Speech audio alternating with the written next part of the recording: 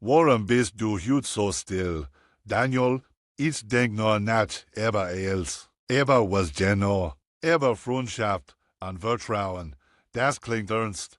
Die erste Sache, ich glaub. Ich heb einen Fehler gemacht. Was für einen Fehler. Ich heb der falschen Person vertraut. Wenn meinst du, Max, meinen besten Freund, Max Steber, ihr kennt Juxit Jaren. Genau das ich Ort, was ist passiert.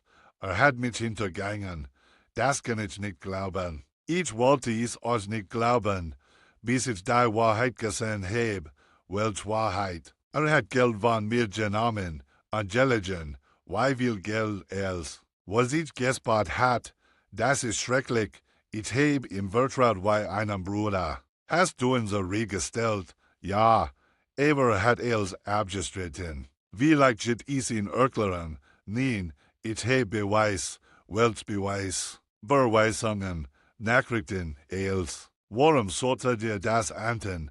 Geldwährende Menschen, das stimmt, leider, ich weiß nicht. Was ich jetzt tun soll, du musst stark bleiben, ich fühl mich verraten, das bist du auch. Ich will in der Verantwortung sehen, dann du is. Ich heb Angst, die Freundschaft komplett zu verlieren. Diese Freundschaft existiert schon nicht mehr. Vielleicht hast du recht. Am nächsten Tag Max, wir müssen reden. Was ist los? Daniel, tu nix so, du weißt genau. Warum es geht, ich heb keine Ahnung. Du hast mein Geld genommen. Das ist nicht wahr. Hör auf zu lügen. Ich heb Beweis. Sag sie mir.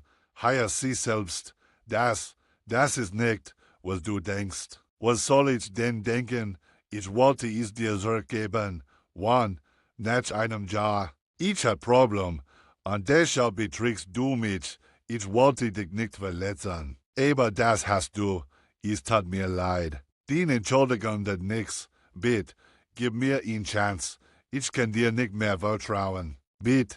Daniel, es ist vorbei. Max, am Abend, hast du mit ihm gesprochen? Ja. Was hat gesagt? Will ausreden, keine Wahrheit.